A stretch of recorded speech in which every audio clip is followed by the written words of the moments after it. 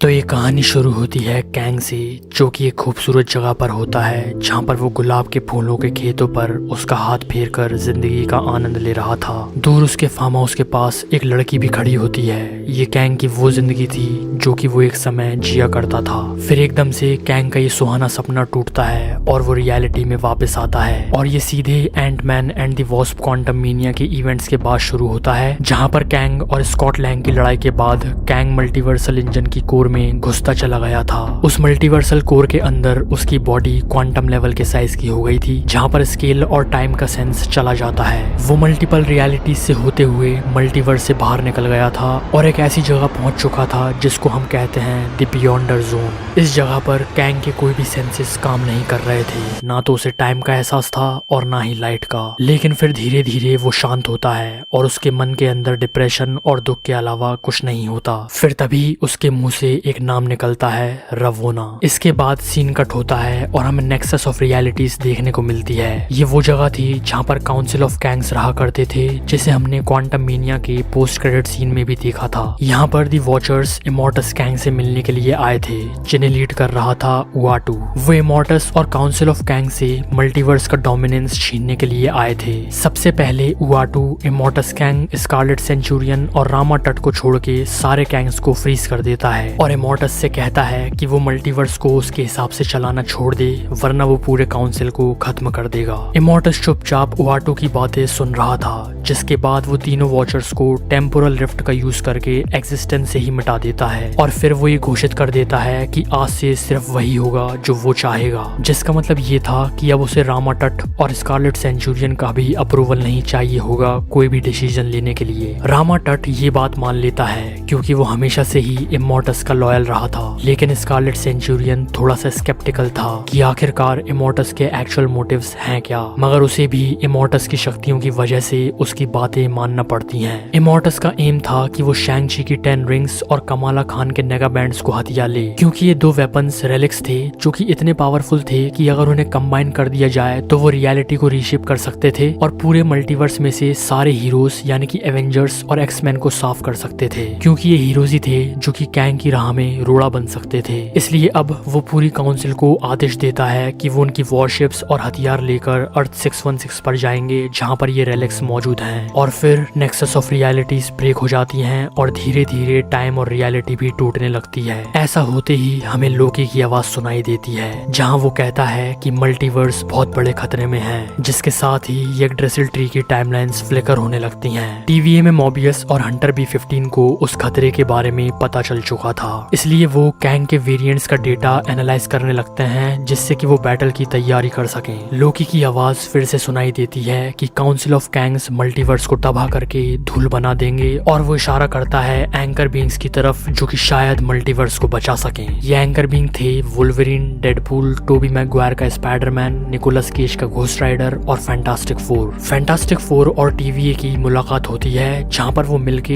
एक स्पेसक्राफ्ट बनाते हैं जिसको वो नाम देते हैं द आर्क, जिसका यूज करके वो मल्टीवर्स में ट्रैवल करते और सारे एंकर बींग्स को उसमें इकट्ठा करके अर्थ 616 पर लाने वाले थे। और इसके बाद मेन टाइटल स्क्रीन पर डिस्प्ले होता है, एवेंजर्स द कैंग डायनेस्टी। फिर हमें अर्थ 616 दिखाई जाती है, जहाँ पर स्कॉट लैंग एक भयानक सपने से उठता है। उसको कैंग के सपने आ रहे होते हैं और उसे महसूस हो रहा था कि कुछ तो गलत होने वाला है। वो चिंता में हैप्पी और कैप्टन अमेरिका यानी कि सैम विल्सन को फोन करता है, लेकिन वो दोनों ही फोन नहीं उठाते। और फिर हमें एम्पायर स्टेट यूनिवर्सिटी दिखाई जाती है, जहाँ पर पीटर और माइल्स उनके कॉलेज की क्लास में बैक बेंच पर बैठे होते हैं और उनका लेक्चर में बिल्कुल भी ध्यान नहीं होता। वो दोनों एक दूसरे से बात कर रहे होते हैं कि किस तरह से माइल्स ने कल रात एक रॉबरी को रोका था, लेकिन इस सबके बीच पीटर थोड़ा टेंशन में लग रहा था। क्लास जैसे ही पूरी होती है वो दोनों बाहर निकलते हैं और तभी पीटर का ध्यान उसके फोन पर जाता है, जहाँ वो नेड और एमजे की फोटो देखता है। और जैसे ही वो नीचे स्क्रॉल करता है उसे एमजे की एक और फोटो दिखती है, जिसमें वो उसके नए बॉयफ्रेंड को किस कर रही थी। पीटर और भी ज्यादा दुखी हो जाता है। वहीं माइल्स पीटर के साथ जोक करके बोलता है कि वो उनकी टीम के लिए एक नया नाम लाया है, स्पाइडर पाल्स। पीटर दुखी और लॉस्ट स्टेट में भी माइल्स को जवाब देता है, स्पाइडर ब्रोस।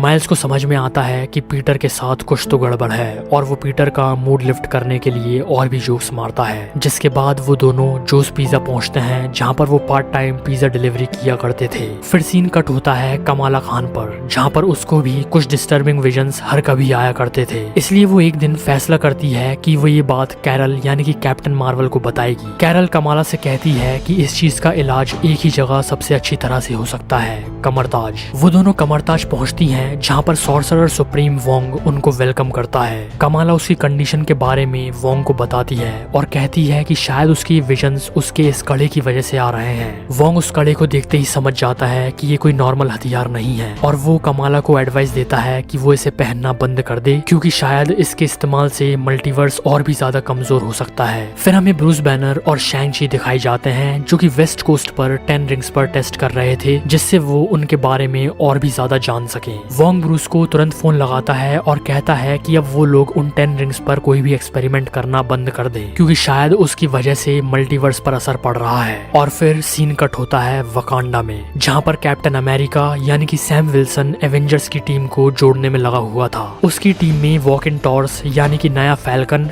रिरी विलियम्स यानी कि आयरन हार्ट और रोडी यानी कि वॉर मशीन होते हैं। मगर वो बहुत ही ज्यादा परेशान था क्योंकि मेन एवेंजर्स जैसे कि डॉक्टर स्ट्रेंज और थॉर उसकी टीम में नहीं थे, और अगर कोई बड़ी मुसीबत उनके ऊपर कभी आई तो शायद ये इनकम्प्लीट टीम उसका सामना नहीं कर पाएगी। लेकिन शूरी उससे कहती है कि वो उसे वकांडा का फुल सपोर्ट देगी। जिसके बाद हमें वापस से कैंग द कॉन्करर देखने को मिलता है जो कि बियॉन्ड जोन में डिप्रेस्ड हालत में पड़ा था, जहाँ पर उसे उसके अतीत की यादें सता रही होती हैं। तभी कैंग को एक बच्चे का फिगर दिखता है। कैंग उस बच्चे से पूछता है कि क्या वो मर चुका है। बच्चा सिर हिला के मना करता है। फिर कैंग पूछता है कि वो है कहाँ, तो बच्चा कोई जवाब नहीं देता। वो एक्सप्रेशन देता है कि वो कैंग से कितना ज्यादा नाराज है, जो कि हिंट कर रहा था कि उन दोनों का कोई डीपर कनेक्शन रहा था। और तभी वो कैंग से कहता है कि उसकी माँ कहा करती थी कि उसकी आंखें बिल्कुल कैंग जैसी हैं। ये सुनते ही कैंग शॉक हो जाता है और कहता है कि तुम असली नहीं हो सकते। वो बच्चा कैंग से कहता है कि वो उन्हें बचाने के लिए क्यों नहीं आया। ये सुनते ही कैंग पूरी तरह से टूट जाता है कि उसकी वजह से उसके बीवी और बच्चे मारे गए। तभी उसे एक और जानी पहचानी आवाज सुनाई देती है। वो समझ जाता है कि ये आवाज रवोना की है, लेकिन वो वहाँ उसे दिखती नहीं है। फिर तभी एक जोर का प्रोबेबिलिटी स्टॉर्म आता है, जिससे कैंग के क्लोन्स बनने लगते हैं, सेम जैसे एंटमैन के बने थे क्वांटमेनिया में। वो सारे क्लोन्स कैंग को ताने सुनाने लगते हैं कि कैसे उसने उसके बीवी और बच्चे को बचाया नहीं, जिससे वो और भी ज्यादा क्रिटिकल डिप्रेशन की स्टेट में पहुंच जाता है। इसके बाद सीन कट होता है और हम वापस अर्थ 616 पर पहुंचते हैं। माइल्स और पीटर का बॉस यानी कि जोस पिज्जा वाला उन्हें चेतावनी देता है कि अगर वो दोनों अब की बार पिज्जा डिलीवर करने में लेट हुए तो उनकी नौकरी तो गई। और ऐसे ही जब वो पिज्जा डिलीवरी करने जा रहे थे तब वो एक क्राइम होता हुआ देखते हैं। वो दोनों क्राइम को होने से तो बचा लेते हैं, लेकिन इस चक्कर में उन्हें उनकी नौकरी से हाथ धोना पड़ता है। वहीं दूसरी तरफ कमरताज में अब डॉक्टर स्ट्रेंज और क्लिया डार्क डायमेंशन से वापस आ चुके थे और वो जल्दी से वोंग को ढूंढकर काउंसिल ऑफ कैंग्स के बारे में बताते हैं। स्ट्रेंज वोंग को बताता है कि ये लोग सिर्फ हमारे यूनिवर्स के लिए नहीं बल्कि पूरे मल्टीवर्स के लिए एक बहुत बड़ा खतरा होने वाले हैं। वोंग एक्शन लेने के लिए तैयार हो जाता है, लेकिन वो स्ट्रेंज को बताता है कि एवेंजर्स की टीम इनकम्प्लीट है और सारे हीरोज यूनिवर्स में स्कैटर्ड हैं। और वो स्ट्रेंज से ये भी कहता है कि शायद शैंग-ची की 10 रिंग्स का कनेक्शन काउंसिल ऑफ कैंग से हो सकता है। डॉक्टर स्ट्रेंज और वोंग की कन्वर्सेशन चली रही होती है कि तभी बाहर एटमॉस्फेयर चेंज होने लगता है। आसमान में घने काले बादल छा जाते हैं। क्लिंट बार्टन यानी कि हॉकाई उसके होम टाउन इयोवा में वापस आ चुका था और वो लोकल स्टोर में से उसके घर का सामान लेने के लिए जा ही रहा था कि तभी वो भी एटमॉस्फेयर में छाई बेचैनी को महसूस करता है। उसकी नजर भी आसमान की ओर जाती है जहाँ कड़कती बिजली और घने बादलों के बीच से कोई चीज आने वाली थी। सारे सिविलियंस परेशान थे और सारे सुपर हीरोज आसमान में नजर गड़ाए हुए थे जहाँ से एंट्री होने वाली थी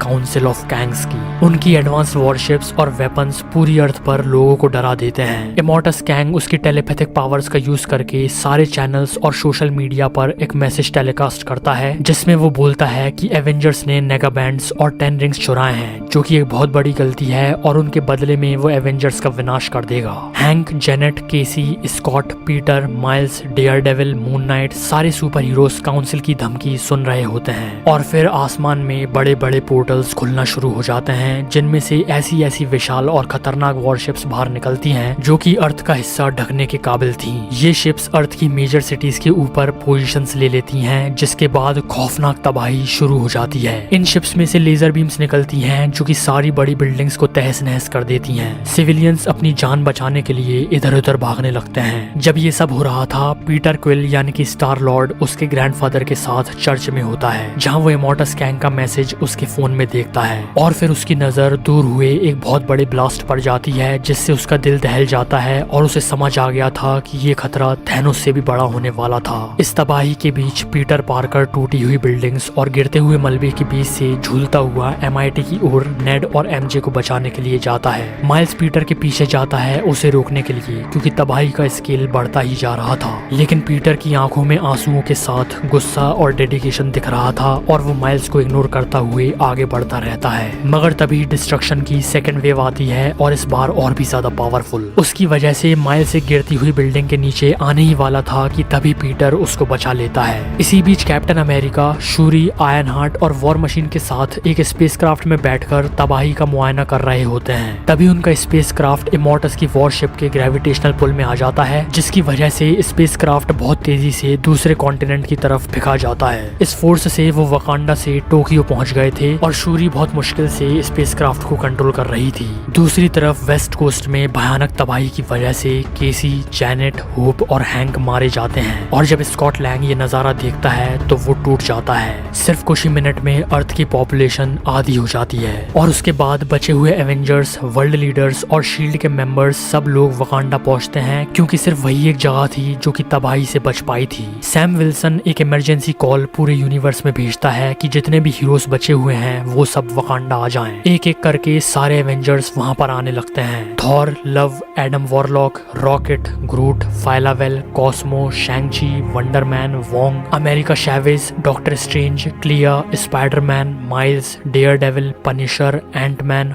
Hawkeye, Kate Bishop, Star Lord, Captain Marvel, Ms Marvel, Hulk और शी हल्क, ये सब लोग वकांडा में इकट्ठे होते हैं। बाकी या तो मर चुके थे या फिर इस तबाही में कहीं खो गए थे। सब दुखी और गुस्से में थे, क्योंकि काउंसिल ऑफ कैंग्स ने कुछ ही मिनट में उनकी धज्जियां उड़ा दी थी। कहीं ना कहीं उन्हें इस मोमेंट पर टोनी स्टार की याद आती है कि किस तरह से वो हर पल के लिए तैयार रहता था। लेकिन फिर सैम विल्सन आगे बढ़ता है। वो कहता है कि ऐसा ही कुछ पहले भी उनके साथ हुआ था और इससे निकलने का रास्ता उन्होंने ढूंढ लिया था, तो उन्हें बिल्कुल भी उम्मीद नहीं हारनी है और डट के लड़ना है। ये उसका कैप्टन अमेरिका मोमेंट था और वो कामयाब हो गया था सबको वापस एनकरेज करने में। कैप्टन अमेरिका, स्पाइडरमैन और डॉक्टर स्ट्रेंज ये तीनों डिसाइड करते हैं कि एवेंजर्स 3 टीम्स में डिवाइड होंगी, जिन्हें ये तीनों रिस्पेक्टिवली लीड करेंगे। सैम शैंग-ची और कमाला खान से ये भी कहता है कि वो दोनों 10 रिंग्स और नेगा बैंड्स का पूरा इस्तेमाल करें, क्योंकि इन दोनों वेपन्स का इस्तेमाल बाजी को उनके फेवर में ला सकता है। स्पाइडरमैन की टीम का काम होता है कि वो रामा तट के बनाए मेन किले को तोड़ें, जो कि उसने वॉशिंगटन DC के ऊपर बनाया था, जहाँ पर वो 10 रिंग्स और नेगा बैंड्स को मर्ज करने वाला टूल बना रहा होता है। स्पाइडरमैन की टीम में होते हैं Miles, Daredevil, Punisher, Ant Man, Hawkeye, Kate Bishop, Iron heart और वॉर मशीन। कैप्टन अमेरिका की टीम का काम होता है कि वो नेगा बैंड्स को सेफ रखें और स्पेस में इमोर्टस गैंग की वॉरशिप पर जाकर उसको खत्म करें। उसकी टीम में होते हैं कैप्टन मार्वल,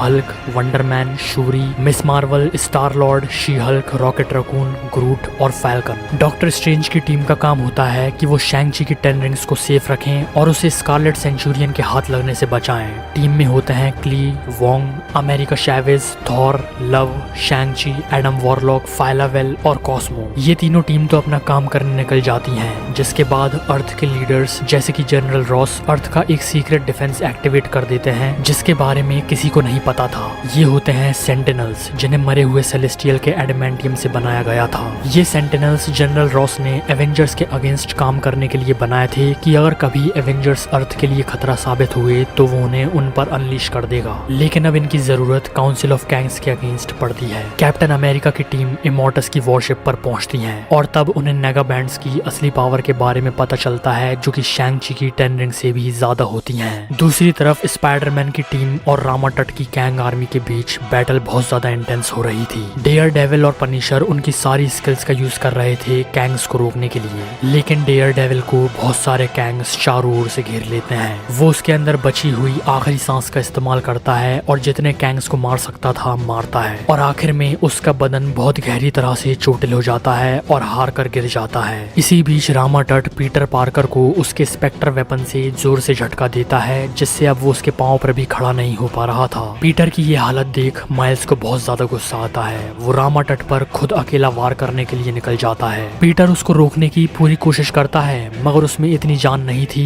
कि वो हिल भी सके। वो जोर से चिल्लाता है, माइल्स नहीं, लेकिन बहुत देर हो चुकी थी। रामा तट को माइल्स का ये हौसला काफी पसंद आता है, मगर वो उसके स्पेक्टर वेपन से उसको इतनी जोर से झटका देता है कि माइल्स वहीं पर पीटर के सामने मर जाता है। जिसके बाद हमें डॉक्टर स्ट्रेंज की टीम दिखाई जाती है, जो कि स्कारलेट सेंचुरियन से लड़ने जाती है। स्ट्रेंज की टीम शुरुआत में स्कारलेट सेंचुरियन पर भारी पड़ती है, क्योंकि उनके पास शैंग-ची की 10 रिंग्स होती हैं। लेकिन इवेंचुअली वो सारे हीरोज को मार देता है और अब सिर्फ डॉक्टर स्ट्रेंज, शैंग-ची और थॉर बचते हैं। वो सब लड़ते हुए क्वांटम रेल में पहुंच जाते हैं और वहां पर क्ली, जो कि मरने ही वाली थी, वो वापस से एक पोर्टल ओपन करती है, जिससे सब लोग फिर से अर्थ 616 में चले जाएं। लेकिन स्कारलेट सेंचुरियन डॉक्टर स्ट्रेंज की स्लिंग रिंग चुरा लेता है और मल्टीवर्स में कहीं निकल जाता है। स्ट्रेंज थॉर और शैंग-ची से कहता है कि वो इस पोर्टल से अर्थ 616 में वापस चले जाएं। वो सेंचुरियन को ढूंढने के लिए जाएगा, क्योंकि उसके पास उसकी स्लिंग रिंग है, जो कि एक और बहुत ही इंपॉर्टेंट मल्टीवर्सल रेलिक है। सेंचुरियन को ढूंढते हुए स्ट्रेंज को फैंटास्टिक फोर मिल जाते हैं। वो स्ट्रेंज को बताते हैं कि पूरा मल्टीवर्स बड़े खतरे में है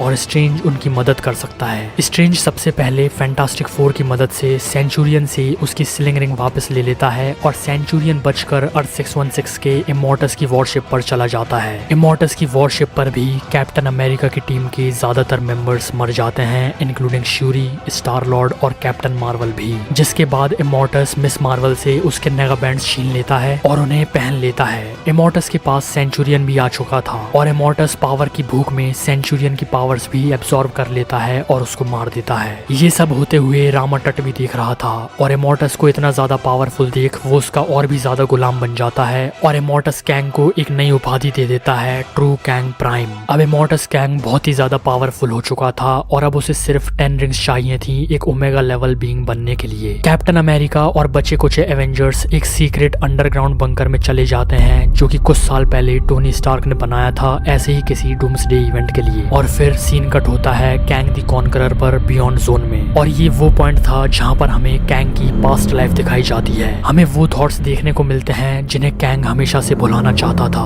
कैंग बचपन में रवोना के साथ हाथ में हाथ डालकर उसी रोज फील्ड में घूम रहा है। टीनेज में उन्हें बहुत गहरा प्यार होता है और फिर उन दोनों की शादी हो जाती है। लेकिन उसकी माइंड की इनस्टेबिलिटी के कारण वो हिस्ट्री देखने को मिलती है जहाँ उसने करोड़ों लोगों को और मल्टीपल रियलिटीज का तहस नहस कर दिया था। फिर वापस से वो मेमोरीज देखता है जहाँ पर वो प्रेग्नेंट रेवोना की बैली पकड़कर एक रोमांटिक मोमेंट क्रिएट करके खड़ा होता है। मगर थोड़ी ही देर बाद फिर उसके माइंड में वही डार्क थॉट्स आने लगते हैं जब वो मल्टीवर्स को उखाड़ के रख दिया था। उसे समझ आ गया था कि अगर उसे इस बियॉन्ड जोन से निकलना है तो सबसे पहले उसे उसके माइंड को कॉन्कर करना होगा। वो खुद से ही इसी बात पर सहमत हो जाता है कि भले ही उसने करोड़ों लोगों को मारा, लेकिन उसने ऐसा ग्रेटर गुड के लिए किया था, मल्टीवर्स को काउंसिल ऑफ कैंग से बचाने के लिए किया था। और तभी उसके माइंड में रवोना की वो मेमोरी आती है जब उन दोनों की आखिरी बार मुलाकात हुई थी। ये बात तब की थी जब कैंग ने काउंसिल ऑफ कैंग्स के खिलाफ जंग छेड़ दी थी और वो रवोना को छोड़कर जाने वाला था। रवोना कैंग से कहती है कि वो उसे और उसके बच्चे को छोड़कर ना जाए, लेकिन कैंग के मन में ये बात थी कि अगर उसने काउंसिल ऑफ कैंग्स को नहीं रोका तो उसकी खुद की फैमिली का फ्यूचर खतरे में आ जाएगा। वो रवोना की बात सुनता नहीं है और वॉर पर चला जाता है। लेकिन फिर उसे उस मेमोरी का फ्यूचर दिखता है जहाँ वो देखता है कि उसके जाने के बाद रवोना अकेली पड़ जाती है और जब काउंसिल ऑफ कैंग्स ने उसको एक्साइल करके क्वांटम रेल में भेज दिया था तो उसके बाद उन्होंने रवोना और उसके पेट में पल रहे बच्चे को मार दिया था।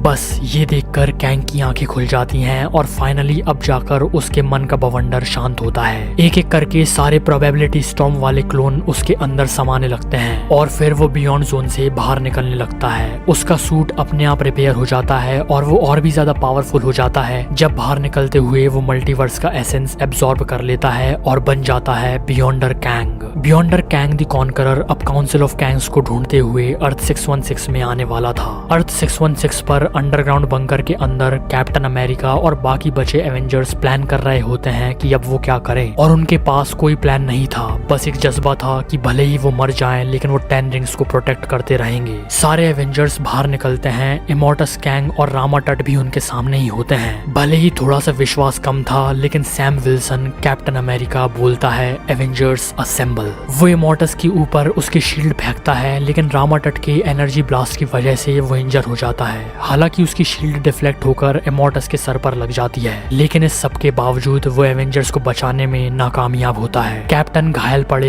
एंटमैन के पास जाता है। एंटमैन कैप्टन से कहता है कि ये सारी उसकी गलती है। कैप्टन कहता है नहीं, तुम एक सच्चे एवेंजर की तरह लड़े। अब बारी थी इमोर्टस कैंग की और वो शैंग-ची की ओर भागता है उससे 10 रिंग्स लेने के लिए। वो शैंग-ची को एक ही झटके में मार देता है और उसके हाथ से सारी 10 रिंग्स नीचे गिर जाती हैं। इमोर्टस उसका हाथ 10 रिंग्स की ओर बढ़ाता है। वो रिंग्स हवा में ऊपर उठती भी हैं, लेकिन इमोर्टस के हाथों में जाने की बजाय वो आसमान की ओर बादलों में चली जाती हैं। एंटमैन और कैप्टन अमेरिका आसमान की ओर देखते हैं और वहां से निकलता है कैंग द कॉन्करर, जिसके हाथों में वो 10 रिंग्स होती हैं। एंटमैन कहता है कि यही है वो कैंग और रामा टट डरी हुई आवाज में कहता है द कॉन्करर। अब एक बार और इमोर्टस कैंग और कैंग द कॉन्करर आमने सामने थे। दोनों में बहस होती है और कैंग कहता है कि उसकी बीवी रावोना को मारने के जुर्म में आज तो वो उसे खत्म कर ही देगा और यहीं से द ग्रेट मल्टीवर्सल वॉर शुरू हो जाती है। इमोर्टस कैंग के पास नेगा बैंड्स होते हैं और कैंग द कॉन्करर के पास 10 रिंग्स और इन दोनों की लड़ाई इतनी ज्यादा भयानक होती है कि पूरा मल्टीवर्स फ्रैक्चर हो जाता है। लोकी को बहुत ज्यादा दिक्कत आती है मल्टीवर्सल को एक साथ पकड़े रखने में। इसी बीच अर्थ 616 पर Fantastic Four, Doctor Strange, Tobey Maguire का स्पाइडरमैन, निकोलस केज का घोस्ट राइडर, वुल्वरीन और डेडपूल आ जाते हैं। वो बचे हुए एवेंजर्स को भी उनके बनाए हुए आर्क में बिठा लेते हैं, लेकिन कैप्टन अमेरिका मारा जाता है। रीड रिचर्ड्स कहता है कि अर्थ 616 भी अब इनकर्जन्स की वजह से डिस्ट्रॉय होने वाली है और इसीलिए टीवीए वाले आर्क के साथ बचे हुए सुपर हीरोज को रियलिटीज के बीच में एक सेफ जगह पर पहुंचा देते हैं। अब मल्टीवर्स में कैंग द कॉन्करर और इमोर्टस कैंग की लड़ाई अभी भी चल रही होती है और लड़ते हुए वो मल्टीवर्स के यग्ड्रिसिल ट्री के पास पहुंच जाते हैं और 10 रिंग्स और नेगा बैंड्स की एनर्जी की वजह से सारी मल्टीवर्सल टाइमलाइंस ब्रेक हो जाती हैं, जिसके बाद कैंग द कॉन्करर उन्हीं टाइमलाइंस को पकड़ता है और इमोर्टस कैंग का गला घोट देता है और ये फाइट फाइनली वो जीत जाता है। अब कैंग के पास 10 रिंग्स और नेगा बैंड्स दोनों आ चुके थे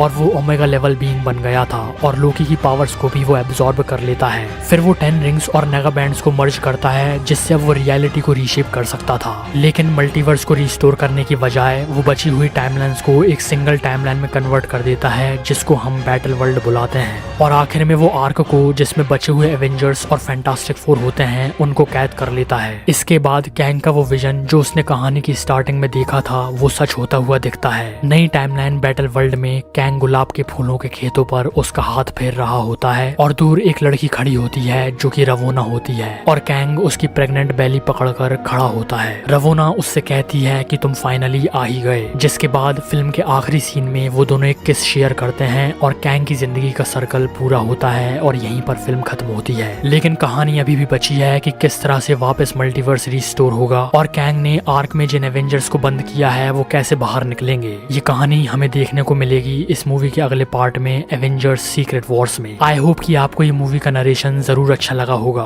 काफी मेहनत लगी है वीडियो को बनाने में, इसलिए वीडियो को लाइक जरूर कर देना और मार्वल फैंस के साथ शेयर भी कर देना। तब तक के लिए ये वाली स्टोरी का नरेशन सुन सकते हो। मुझे इंस्टाग्राम पर फॉलो कर लेना और देखते रहिए सुपर नेस्ट।